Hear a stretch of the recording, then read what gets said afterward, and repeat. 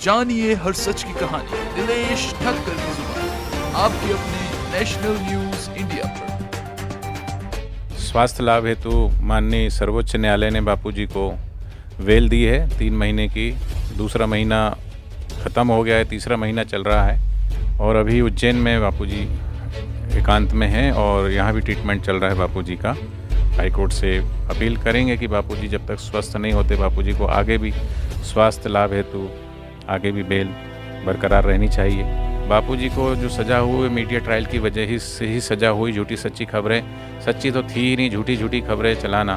तो media trial किसी के ऊपर भी कर दिया जाता, किसी की भी छवि खराब करने के लिए, किसी को भी वो करने के लिए, तो कहीं ना कहीं इस पर अंकुश तो होना ही चाहिए। आज इतना कुप्रचार होने के बावजूद भी सबको पता है कि बापूजी के द्वारा जो देश भर में सेवा प्रवृत्तियाँ चलती है वो आज भी उसी तरीके से बरकरार है। रही बात बापूजी को आगे भी स्वास्थ्य लाभ हेतु जो है बेल बरकरार रहनी चाहिए, यही हम माननीय हाई कोर्ट से और सर्वोच्च न्यायालय से प्रार्थना करते हैं। स्वास्थ्य लाभ हेतु माननीय सर्वोच्च न्यायालय ने बापूजी को वेल दी है 3 महीने की। दूसरा महीना ख़त्म हो गया है, तीसरा महीना चल रहा है। तो पूज्य बापूजी अहमदाबाद भी गए थे, वहाँ पर भी ट्रीटमेंट बापूजी का चला। उसके बाद बापूजी इंदौर आए थे, इंदौर में भी बापूजी ने आयुर्वेदिक ट्रीटमेंट वहाँ पे करवाया और अभी उज्जैन में बापूजी एकांत में हैं और यहाँ भी ट्रीटमेंट चल रहा है बापूजी का। और हम चाहते हैं कि बापूजी जब तक पूर्ण स्वस्थ ना हो तब तक जो है बापूजी को आगे भी हम माननीय सर्वोच्च न्यायालय से, हाई कोर्ट से अपील करेंगे कि बापूजी जब तक स्वस्थ नहीं होते बापूजी को आगे भी स्वास्थ्य लाभ हेतु आगे भी बेल बरकरार रहनी चाहिए।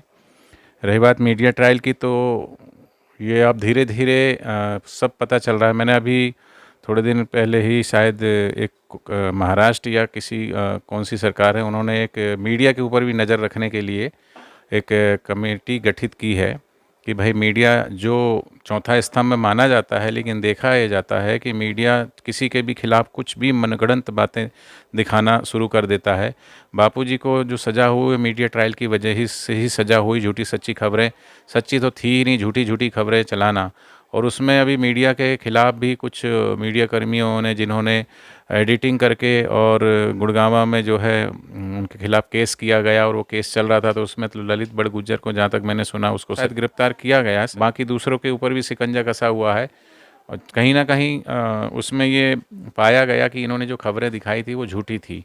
तो मीडिया ट्रायल किसी के ऊपर भी कर दिया जाता, किसी की भी छवि खराब करने के लिए, किसी को भी वो करने के लिए, तो कहीं ना कहीं इस पर अंकुश तो होना ही चाहिए।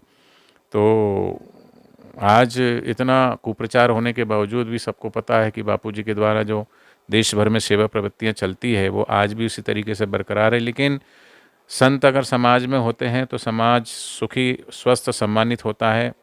हर तरीके से राष्ट्र आगे बढ़ता है। बापूजी ने इस राष्ट्र को, भारत को विश्व गुरु बनाने का जो संकल्प किया था और अभी भी है, और अब बापूजी के जो करोड़ों करोड़ों देश भर में साधक है उसी और अग्रसर है। लेकिन कहीं ना कहीं जो क्षति हुई है इन 11 वर्षों में, अगर बापूजी बाहर होते, बापूजी का सत्संग लोगों को मिलता, युवाओं को, बच्चों को, सभी को, तो आज भारत कुछ और ही होता। तो हम तो ये चाहते हैं कि बापूजी के खिलाफ जो भी मीडिया ट्रायल हुआ उसकी सज़ा तो उनको देर सवेर मिल रही है और मिलेगी। रही बात बापूजी को आगे भी स्वास्थ्य लाभ हेतु जो है बेल बरकरार रहनी चाहिए, यही हम माननीय हाई कोर्ट से और सर्वोच्च न्यायालय से प्रार्थना करते हैं। जानिए हर सच की कहानी दिनेश ठक्कर की जुबान आपके अपने नेशनल न्यूज इंडिया।